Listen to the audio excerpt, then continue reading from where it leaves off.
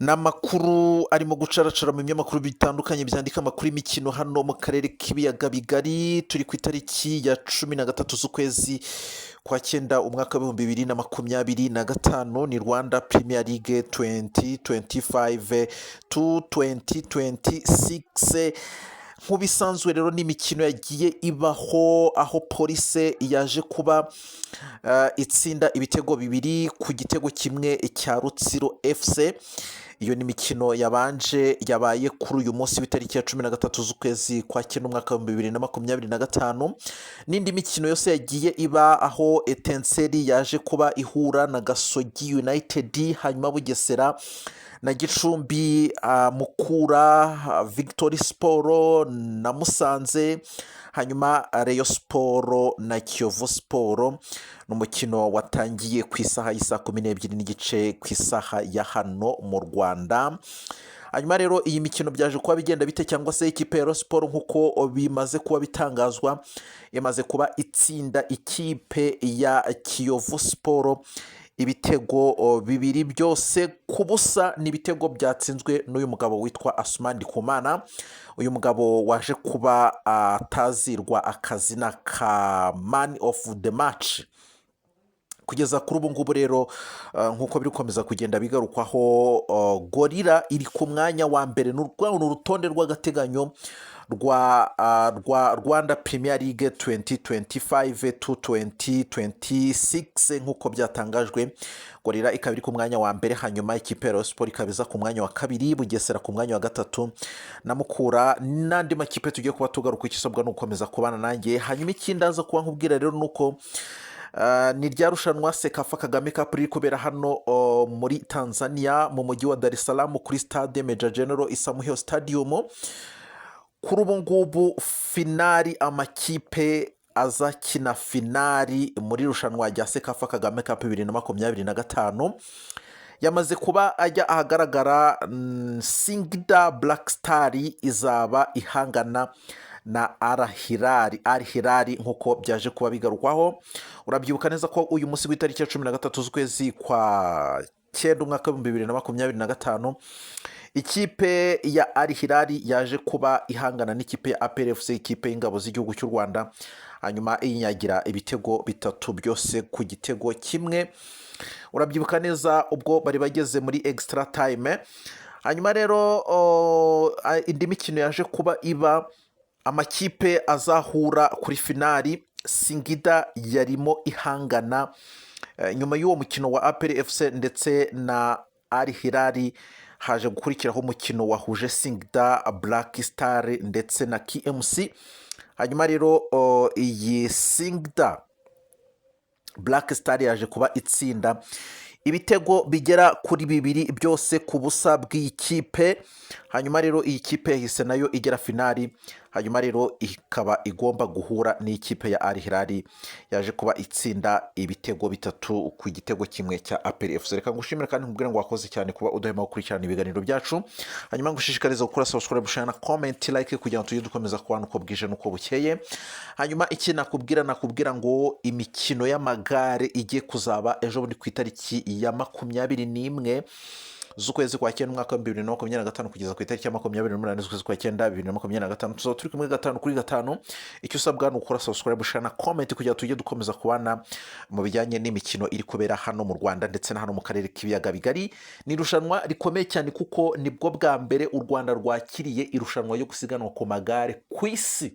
Hanyuma rukaba rwaramaze no kugaragaza ko rero rwiteguye, nyuma yaho rushize ibyapa biranga aho iri siganwa rizaba riri kunyura, ndetse naho iri siganwa rizasorezwa hariya kuri Kigali Convention Center, naho hakaba hamaze iminsi ari gutegurwa hatakwa bidasubirwaho, kuko bamaze kugaragaza ko biteguye bihagije kwakira iri siganwa ku magare ku isi.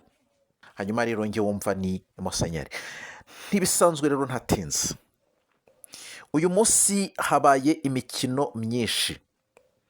Ni imikino yabaye kuri uyu munsi w'itariki ya 13 z'ukwezi kwa cyenda umwaka wa 2025.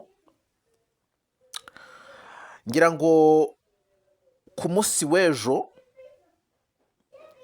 ku cyumweru ku itariki 14 z'ukwezi kwa 9 umwaka wa 2025 nibwo mu kanya kashize twari mu makuru cyangwa se ibyo biri gucaracara mu binyamakuru bigiye bitandukanye mu ikipe ya Rayon Sport mu bagore, aho byavugwaga ko Rayon Sport mu bagore izakina na Kampala Queen FC muri kimwe cya kabiri cya Sekafa Women's, aho uyu mukino bagomba kuwitegura kandi bakawutsinda nk'uko babisabwe na perezida wa Association ya Rayon Sport Bwana Tadeyo Twagirayezu.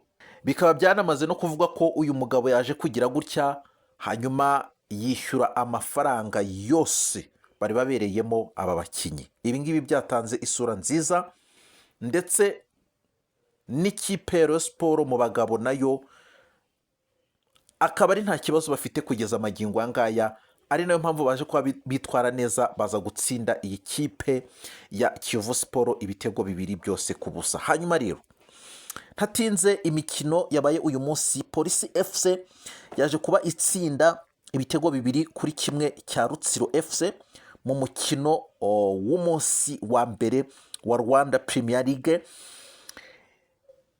Ibitego 2 bya Polisi FC byatsinzwe na Byiringiro Lage. Indi mikino rero yaje kuba iba ni Etincelle FC yaje kuba ihura na Gasogi United, aho byaje kuba binganya 1-1. Hanyuma Bugesera yaje kuba ihura na Gicumbi, Bugesera itsinda igitego 1 ku busa bwa Gicumbi. Hanyuma Mukura Victory Sport yaje kuba ihura na Musanze, Mukura Victory Sport iza gutsinda Musanze igitego 1 ku busa bwa Musanze. Hanyuma Rayon Sport ihangana na Kiyovu Sport, n'umukino watangiye ku isaha y'isa 12:30 za hano mu Rwanda. Kiyovu Sport rero ikaba imaze gutsindwa ibitego 2 byose bya Rayon Sport ku busa, n'ibitego byatsinzwe n'umugabo Asman N. Hanyuma rero nk'uko byagiye bikomeza kugenda bigarukwaho ibi bitego, igitego cya mbere cyaje kuba gitsindwa ku munota wa 44, niyo mugabo naje kuba nkubwira hejuru, ni Asman N.